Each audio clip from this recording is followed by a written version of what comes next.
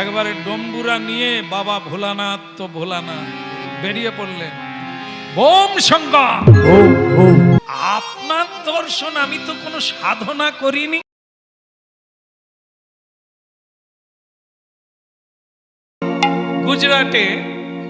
গুজরাট কি জুনাগড় শহর আছে, জুনাগড়, ওই শহরে এক ভক্ত ছিল, তার নাম ছিল নরসি, বিখ্যাত ভক্ত। আজও সেখানে তার চিহ্ন আছে। তার জন্য একবার মানে সোনা চাঁদির বৃষ্টি হয়েছিল গুজরাটে। সেটার এখনো চিহ্ন আছে কি না, সেখানে যখন মাটি খোঁড়া হয় এখনো সোনা চাঁদি পাওয়া যায়। বাস্তব এটা হয়েছিল। তো সেইটা যার জন্য হয়েছিল যে ভক্ত নরস বিবাহ করে না, যুবক ছেলে, যেখানেই হরিনাম হয় চলে যায়। আর মানুষ যারা কাজ করে তাদেরকে হরিনাম শোনায়, হরি বল। হাত তুলছেন কেন? আপনি আপনার কাজ করুন, আমি আপনাদের হরিনাম শুনিয়ে দিচ্ছি। হরি বল। কেন মানুষকে হরিনামে ডাকলে কি বলে? কি বলে? প্রথমেই বলে ফাঁক নাই, মানে এত কাজ আমার হরিনামে যাওয়ার। নরসি সেই দায়িত্বটা নিয়েছে যে কেউ কাজ ক্ষতি করে আসবেন না। আমি বাড়ি বাড়ি যাব, কারখানায় যাব, মাঠে যাব, যারা কাজ করছে আপনারা কাজ করতে থাকুন, আমি হরিনাম। এই লোক যদি বাড়িতে ঢোকে, বাড়ির লোক তাকে আদর করবে? এই যে কাজগুলো করছে এর দ্বারা কি কোনো রোজগার হবে গোসাই? বেগার পাখি তাড়ানো হবে না? হ্যাঁ, তো সেই রকম সে যখন ঘরে ঢুকলো, তার মা বাবা মারা গেছে আগে, কেবল দাদা বৌদি আছে। বৌদি খিদে লেগে গেছে, খেতে দাও। বলা মাত্রই খাওয়া শুরু। হ্যাঁ, ঠাকুরপো আমার কি রোজগার করে এলো, মায়না হাতে তুলে দিল আমার হাতে, ঠাকুরপোকে খেতে দেব নাকি ছাই খাও? মানে ওই আহাম্মক যারা হরিনাম করে, কাজকর্ম ছেড়ে দিয়ে তারা এক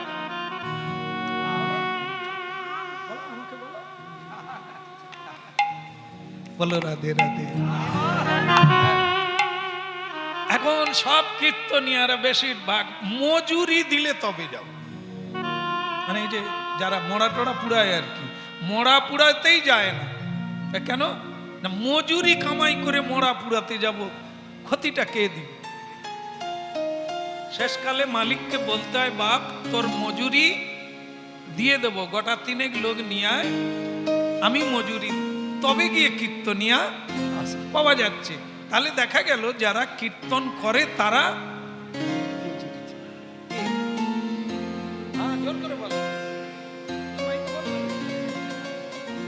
তুমি বলবেনি, কারণ তুমি তো বেগার সময় দাওনি। বলো রাধে রাধে। এই এক আহাম্মক ঢুকেছে, আমাকে বলে খেতে দাও। তুমি কি রোজগার করলে? তোমায় খেতে দিতে হবে। দাদা এসে গেল, দাদা আবার বৌদির চেয়ে আরো বেশি। সে বলল, তোমাকে আমি বারবার বলেছি ঘরে ঢুকলে খেতে দিবে না, ছাই দেবে। ব্যাস, সে বড় দুঃখ পেল যে আমি কি তাহলে খারাপ পথে আছি? মানে ওই আহাম্মক যারা কাজকর্ম করে না, সত্যের পথে চলে, মানুষের উপকার করে, সংসারের লোক তাদের কি বলে? এ এক আহাম্মক। তো সে তাই করলো, বিদায় নিয়ে নিল, তিরস্কার ছাড়া কিছু খেতে দিল না। মনের দুঃখে জঙ্গলে চলে গেল। এই কি জীবন? হ্যাঁ, এই কি জীবন? এই জীবনের মানে কি এই? যার দান তার গান গাইব না, যিনি সময় দিয়েছেন তাকে সময় দেব না? যে সময় সঙ্গে থাকবে না, যে সময়ের কোনো মূল্য নেই, আমি সেইভাবে সময় কাটাবো? যাক, থাক। মনের দুঃখে কৃষ্ণ নাম গাইতে গাইতে জঙ্গলে প্রবেশ করে গেলে একটা শিব মন্দির, অনেক দিন শিব ঠাকুর নাই, কিন্তু মন্দিরটা ভাঙা মন্দির, জঙ্গলে অনেক দিন আছে। তখন থাকতে তো হবে। সন্ধে নেমে গেছে, শিব মন্দিরে শুয়ে পড়ল, গলার ওড়নাটা দিয়ে অনেক দিনের পাতালতা ঝাঁটিয়ে দিয়ে সেইখানে শুয়ে পড়ল। জুড়াইতে চাই কোথায় জুড়াই, জুড়াইতে চাই কোথায় জুড়াই, কোথা হতে আসি কোথায় ভেসে যাই, ভাবি শুধু তাই কোথায় জুড়াই, জুড়াইতে চাই কোথায় জুড়াই। কত হাসি কাঁদি বারে বারে আসি, ফিরে ফিরে আসি কোথা যাই, ভাসি জুড়াইতে চাই কোথায় জুড়াই।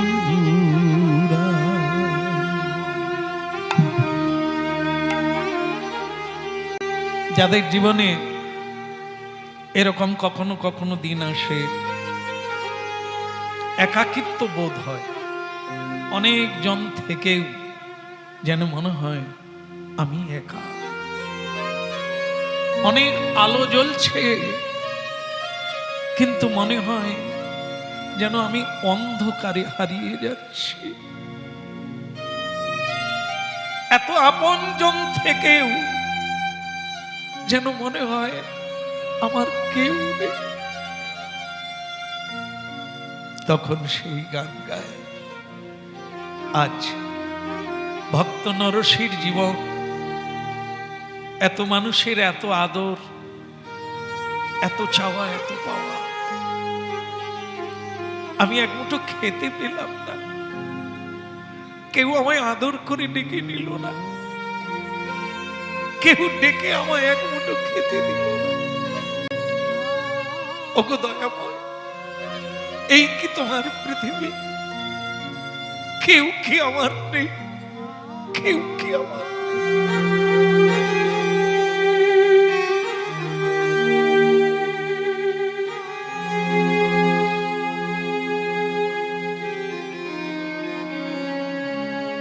মানুষ প্রকৃতই একা, প্রকৃতই সে একা। এই সংসারে সবাই তো কিছু পাওয়ার আশায় সেবা করে, খেতে দেয়, খেতে পায় বলে, কিন্তু যে খেতে দেয় না তাকে কেউ খেতে দেয়।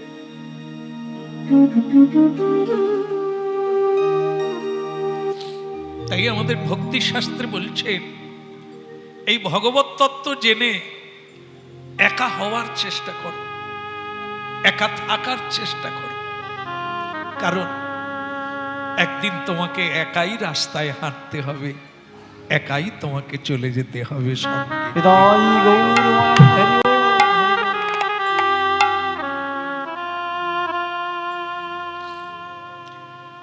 হরি হরি বলো সবে, হরি হরি বলো, হরি হরি বলো সবে, হরি হরি বলো, হরি হরি বলো সবে, হরি হরি বলো, হরি হরি বলো সবে, হরি হরি বলো। গোবিন্দ মাধব মুকুন্দ বল গোবিন্দ মাধব মুকুন্দ বল হরি হরি বল হরি হরি বল হরি হরি বল হরি হরি বল হরি হরি বল হরি হরি বল হরি হরি বল হরি হরি বল গোবিন্দ মাধব মুকুন্দ বল গোবিন্দ মাধব মুকুন্দ বল গোবিন্দ মাধব মুকুন্দ বল গোবিন্দ মাধব মুকুন্দ বল গোবিন্দ বল গোবিন্দ বল গোবিন্দ বল গোবিন্দ বল একবার গোবিন্দ বল গোবিন্দ বল একবার গোবিন্দ বল গোবিন্দ বল হরি হরি বল হরি হরি বল হরি হরি বল হরি হরি বল গোবিন্দ মাধব মুকুন্দ বল গোবিন্দ মাধব মুকুন্দ বল হরি হরি বল হরি হরি বল হরি হরি বল হরি হরি বল হরি হরি বল হরি হরি বল হরি হরি বল হরি হরি বল হরি হরি বল হরি হরি বল হরি হরি বল হরি হরি বল গোবিন্দ মাধব মুকুন্দ গোবিন্দ মাধব মুকুন্দ বল গোবিন্দ মাধব মুকুন্দ গোবিন্দ মাধব মুকুন্দ বল গোবিন্দ মাধব মুকুন্দ হলো গোবিন্দ মাধব মুকুন্দ বল বাহু তুলে বল হরি হরি বল বাহু তুলে বল হরি হরি বল বাহু তুলে বল হরি হরি বল বাহু তুলে বল হরি হরি বল গোবিন্দ মাধব গোবিন্দ মাধব মুকুন্দ বল হরি বল হরি হরি বল গোবিন্দ মাধব হরি হরি বল রাধা হরি হরি বল গোবিন্দ মাধব মুকুন্দ বল গোবিন্দ মাধব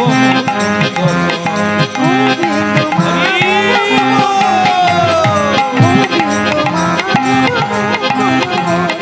গোবিন্দ মাধব মুকুন্দ বল গোবিন্দ মাধব মুকুন্দ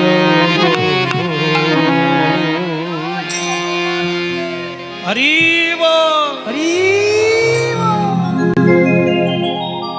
কে রে এই আমার ঘরে শুয়ে আছিস কে? হ্যাঁ, আমার ঘুম ভাঙিয়ে দিলি তুই কে রে? মানে নরসি যে শুয়েছিল ভাঙা মন্দিরে, সে এতক্ষণে বুঝতে পারলো মন্দির ভাঙা হলে কি হবে, মালিক বোধহয় আছে। হ্যাঁ, বলছে কে রে তুই ঘুমলি আবার গান গাইছিস, আমার ঘুম ভেঙে গেল। গম্ভীর কণ্ঠে বলছে তুই কে? বলে আমি তো কে বলবো, কিন্তু কাকে বলবো তাকে তো দেখতে পাচ্ছি না, কথা শোনা যাচ্ছে গভীর রাত্রে, কিন্তু আপনি কে? আমি এই বাড়ির মালিক। এ বাড়িরও মালিক আছে? এ তো বাড়ির উপরে গাছপালা হয়ে গেছে, আশুদ গাছ, বট গাছ, খেজুর গাছ হয়ে গেছে, এরও মালিক আছে? তাহলে হ্যাঁ, এরও মালিক আছে, আমি মালিক। তাহলে যে মালিক যদি আপনি থাকলেন, তা এত পাতালতা পড়ে আছে, জঙ্গল হয়ে আছে, বলে সব কথা থাক, তুই কে? বলে আমি হতভাগা নরসী। হতভাগা কেন? যার কেউ নাই। কেউ না থাকলেই হতভাগা হয়। খেতে পাইনি, থাকার জায়গা পাইনি, তো এরকম হতভাগা দুনিয়ায় কটা আছে। এসে যাই হোক না কেন, কথা বলার আমার ইচ্ছা নাই। আপনি কে, মালিকটা কে একবার বাড়ান, আমি দেখি। ওটা কার মন্দির? শিব মন্দির না? শিব মন্দির যদি হয়, মালিক কি অন্যজন হবে? স্বয়ং বাবা। তাই বাবা একবারে ওই কি পেন, কিন্তু বাবা তো বাঘাম্বর। হ্যাঁ? এই মানুষ যেরকম, ওই মানুষও বোধ হয় ওটা বাঘছালি পরে মনে হয়, হাঁটুর উপরে থাকে না? তো বাবা যে বাঘছালটা পরে সেটা ওই খাটো গামছার মতো। হ্যাঁ, তাই সেই পরে একবারে ডম্বুরা নিয়ে বাবা ভোলানাথ তো ভোলানাথ বেরিয়ে পড়লেন। বোম শঙ্কর। সে এতক্ষণ নরসী এইরকম করে শুয়ে কথা বলছিল, এ মালিককে দেখা মাত্র তিড়িং করে উঠে পড়ছে। উঠেই একবারে পায়ে পড়ে গিয়ে বলছে, বাবা তাহলে এ মন্দির আপনার?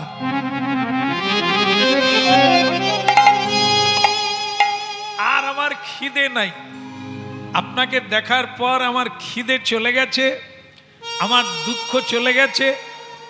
আপনার দর্শন, আমি তো কোনো সাধনা করিনি। বাবা বলে, ঝাড়ু কে দিছিল? বলে, প্রভু আমি।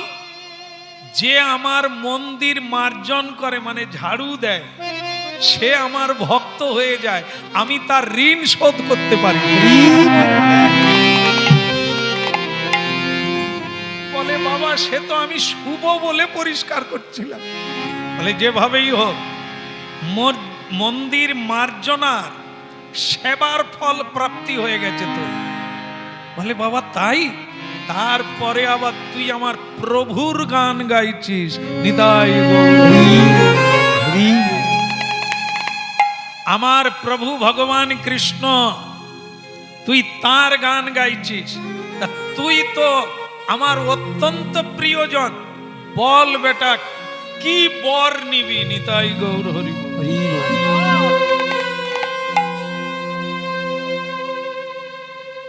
আপনারা ওকে কি বলছিলেন? যে হরিনাম করে, কাজকর্ম করে না, আহাম্মক।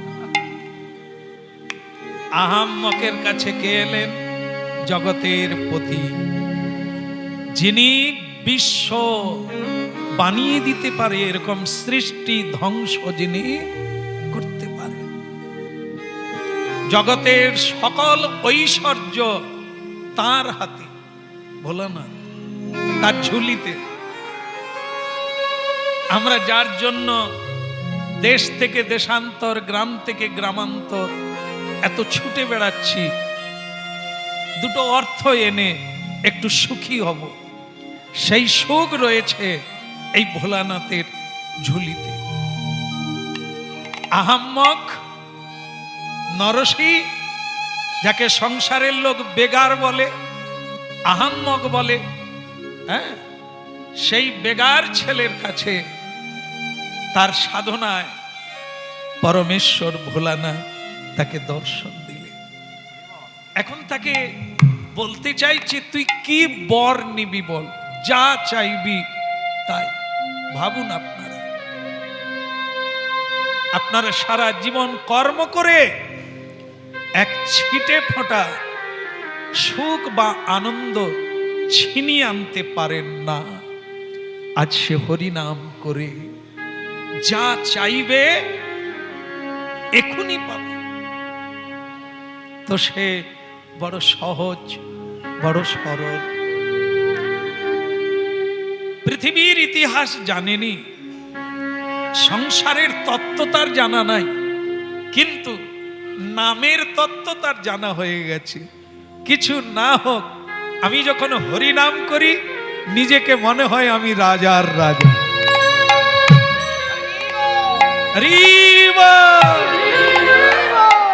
ভালো লাগছে? ভালো লাগছে? হরিনাম ভালো লাগছে? হ্যাঁ, তাহলে আপনাদের হরিনাম ভালো লাগছে, আবার বলেন সংসার ভালো লাগছে, কোনটা বুঝবো আমি?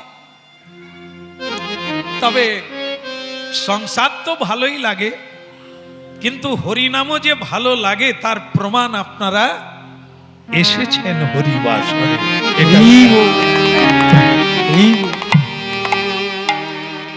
রাধে রাধে। বাস মিলে গেল। বলো, ভোলানাথ বলছেন কি নিবি?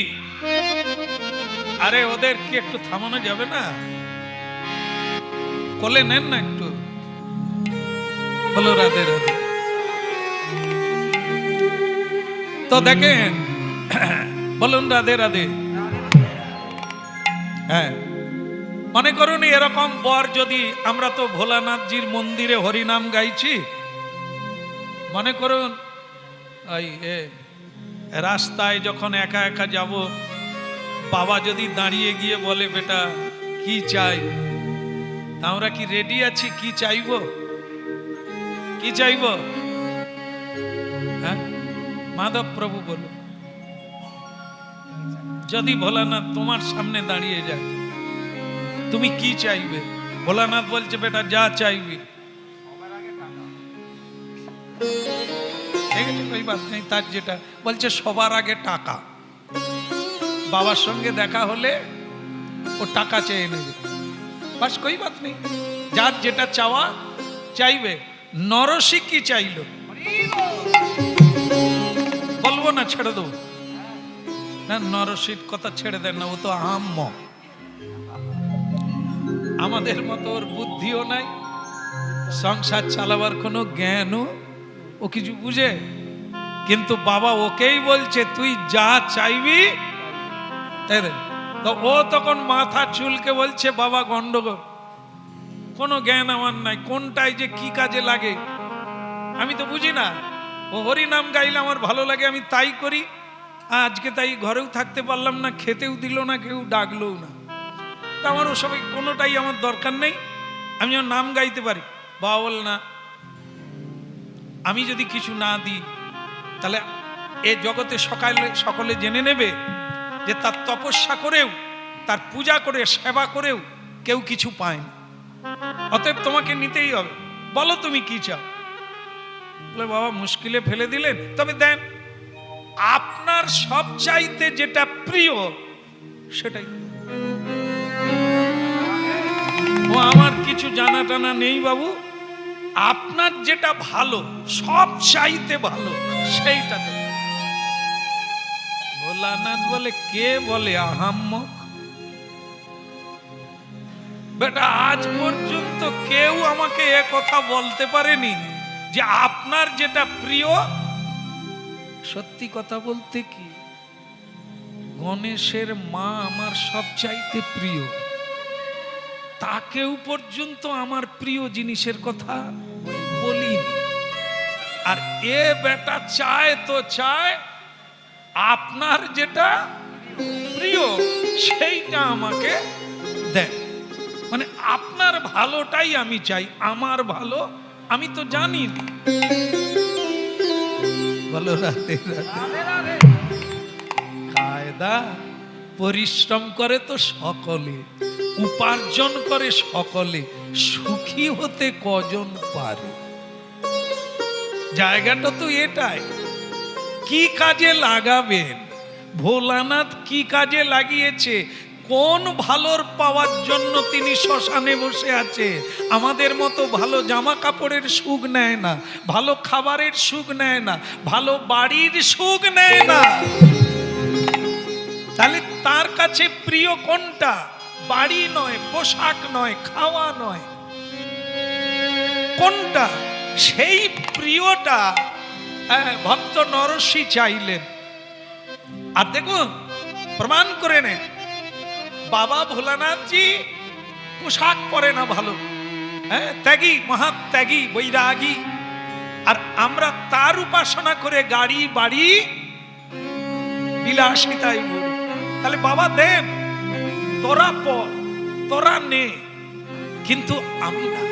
কেন না, বাবার কাছে তো কেউ এই কথাটা বলে না। আপনার যেটা, সবাই তো যার যেটা প্রিয় সেটাই চায়, যেটা অভাব। যেমন ইনি বললেন টাকা, অন্যান্যদের আরো অন্য কিছু, কারো বাড়ি, কারো গাড়ি, কারো মনের ইচ্ছা, অনেক রকম। কিন্তু এই নরসি যেটা বললেন, এটা বলতে গেলে অনেক সাধনার দরকার। কি? আরে ভোলানাথের তো বাড়ি নাই, গাড়ি নাই, কিসে চড়ে যেন বল, যাকে বলদ বলে, সেই ষাঁড়ের পিঠে চড়ে ভোলানাথ যায়। আর ভোলানাথের পূজা করে, ষাঁড়ের পূজা করে লোকে গাড়ি চলছে, চলছে না?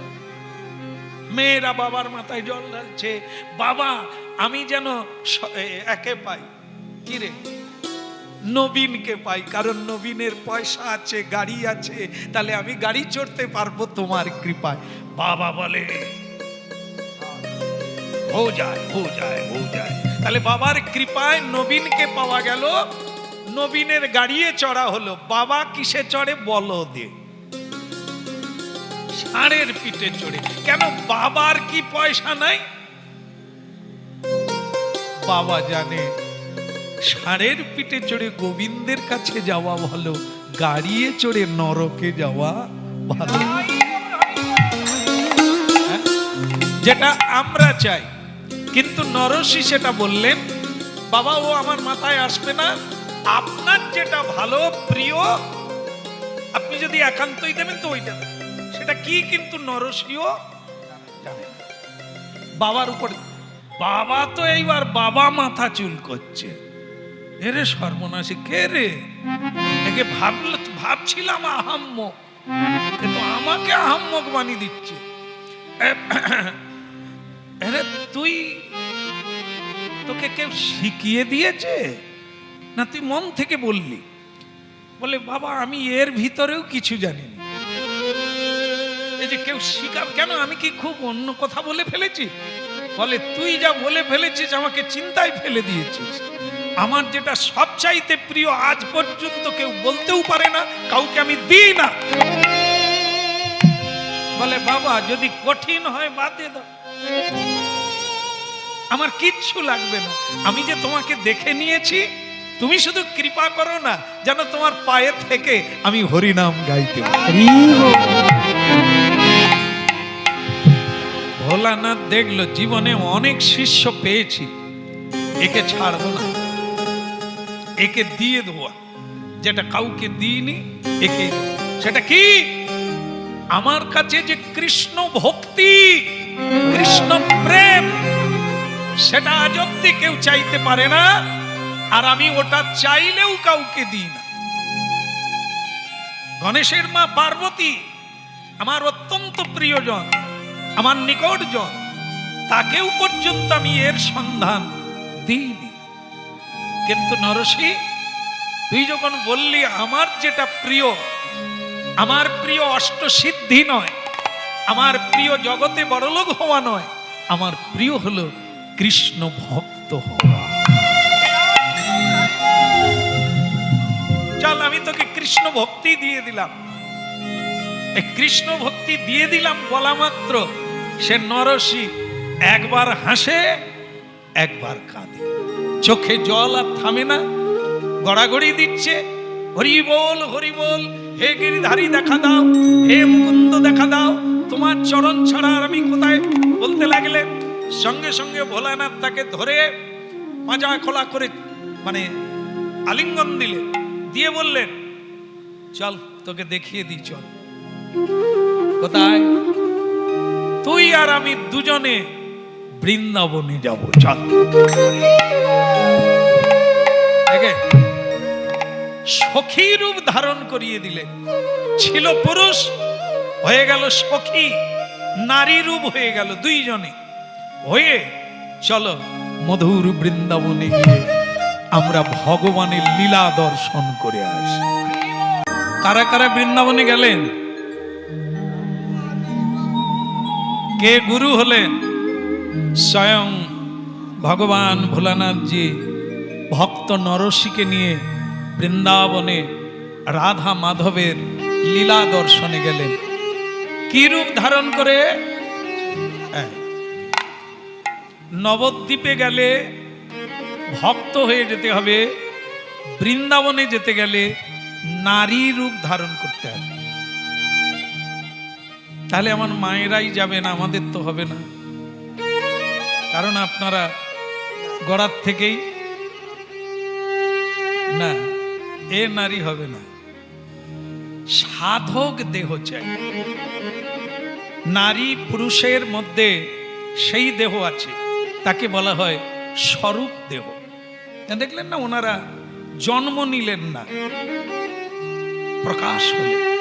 ঠিক এরকম সাধন মার্গে যখন এইভাবে সাধন করতে করতে মানুষ এগিয়ে যায়, তখন ওই জায়গাটায় পৌঁছে যায় যেখানে এই দেহ ছেড়ে এই দেহের ভিতরে যে স্বরূপ, মানে আমার নিজের যে রূপটা আছে সেইটা বেরিয়ে পড়ে।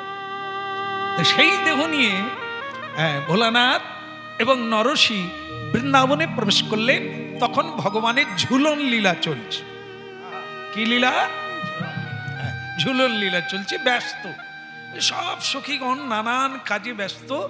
কে আসছে, কে নূতন, কে পুরনো, এ দেখার কারো এ নেই। তো সেই সঙ্গে এই ভোলানাথজি একটি নারী রূপ ধরেছেন, আর এই মানে নরসি একটি নারী রূপ। এরা আবার দুজনে হাত ধরাধরি, দুজনে কথা কয়, দুজনেই একসঙ্গে আছে। এর কিন্তু একটা বৈশিষ্ট্য আছে, সকলেই কাজ করছে, তাদের একটা ভাব আলাদা। আর যদি কেউ নূতন ওখানে পৌঁছে যায়, তাদের ভাবটা কি করে ধরবেন?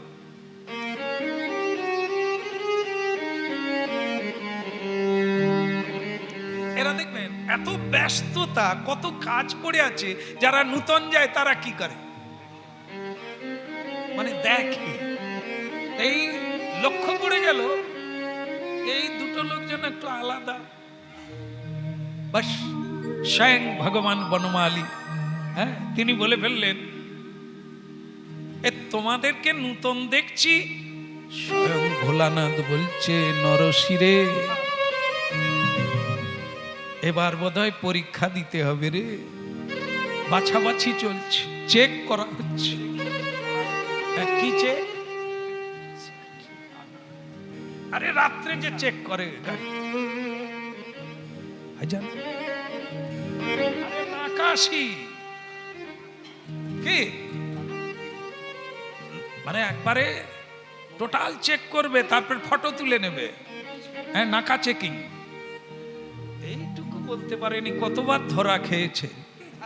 হ্যাঁ, কিচ্ছু ব্যাগ ট্যাগ ভালো চেক করেনি, খোল দেখলেই বলে ওর ভিতরে কি আছে। কিছু কিছু প্রশাসন আছে এখনো খোল চিনতে পারেনি, ভাবে এরা কিছু এর ভিতরে ঢুকিয়ে নিয়ে যায়। হ্যাঁ, অনেক জায়গায় অনেক সময় আবার এখন নাড়িয়ে দেখে। যাই হোক, নাকা চেকিং। ভোলানাথ বলছে, নরসি রে চেকিং হচ্ছে রে, ইনি তিনি। তো নরসি বলে, ইনি তিনি মানে? বলে, তুই যার নাম গাস ইনি তিনি। বলে, তাহলে কি আমি চরণে পড়ে যাব? না, এখন না। প্রভু, আমি স্বয়ং ভগবানের সঙ্গে সঙ্গে বলছেন, শঙ্কর ভগবান প্রণাম। বলে, প্রভু আপনি আমাকে চেনেন? বলে, ভিতর দেখা যাচ্ছে। আপনি নারী হয়ে গেছেন বলে কি আপনাকে চেনা যাবে না? তা সঙ্গে নূতন লোক দেখছি, একে আগে প্রভু, এ অত্যন্ত আমার প্রিয় ভক্ত, এ আমাকে কিনে ফেলেছে, আমাকে চিনে ফেলেছে, তাই একে আমার ধন দিয়ে আমার প্রিয় ধনকে দেখাতে নিয়ে আসছি। প্রভু একে একটু কৃপা করে দেন। এইবার নরসিকে চোখ দেখিয়ে ফেলছে, বেটা এইবার পড়ে যা, তোর পরিচয় দিয়ে দিয়েছে, এবার তুই পড়ে যা। আর সে তো নরসি একবারে নূতন নয়, ও তো চালাক পাটি। সে একবার চরণ তলে পড়ে গিয়ে বলছে, প্রভু প্রভু আমি আহাম্মক, কি গো বলে না আহাম্মক, বলে ওই সংসারের লোক ওকে আহাম্মক বলেছিল, সেই দুঃখ এখনো ভুলতে পারে। তা সেই নরসি ভগবানের চরণ দুটো জড়িয়ে ধরেছেন, আর ভগবান বলছে নরসি উঠে পড়ো, উঠো, তোমার আর বাকি কি? স্বয়ং ভোলানাথ যাকে কৃপা করে তার আর বাকি কি? হ্যাঁ, তো ভোলানাথ জি তখন ভগবান কৃষ্ণকে বলছেন, প্রভু একটু একটু কৃপা করে দেন, হ্যাঁ বড়ই অভাগা, খুব দুঃখ পেয়ে এসেছে, একটু কৃপা করে দেন। ঠিক আছে নরসি তুমি কি চাও? নরসি বলছেন, প্রভু আমি ওই চরণ ধরেই থাকতে চাই, আমি আপনার সেবা করতে চাই, আর আমি কোথাও যেতে চাই না, আমি কিছুই চাই না। নরসি শোনো, তোমাকে পৃথিবীতে আমি পাঠিয়েছি, তুমি আমার প্রিয় ভক্ত, তোমাকে আমি পাঠিয়েছি আমার কাছে থাকার জন্য নয়। যাও তুমি গিয়ে সংসার করবে, সংসার করে সংসারের সারকে ধরে জগৎকে শিক্ষা দিতে হবে কি করে বাড়ি ফিরে যাবে তারা সবাই। তাদেরকে মুক্তির পথ তোমাকে দেখাতে হবে, আমার কাছে থাকাটা পরে হবে, আগে তুমি জগতের কল্যাণ করো। ভোলানাথের সঙ্গে আবার ফিরে এলেন স্বরূপ ধরে, মানে আগে যেরকম ছিল নরসি আর ভোলানাথ হয়ে ফিরে এলেন। তাহলে দেখো এক কৃপাতে বৃন্দাবনে চলে গেলেন, আর বৃন্দাবনের পূর্ণ ব্রহ্ম ভগবানকে দর্শন করে আবার সংসারে ফিরে এলেন ভগবানের আদেশে। হরি বল, তাই হরি বল।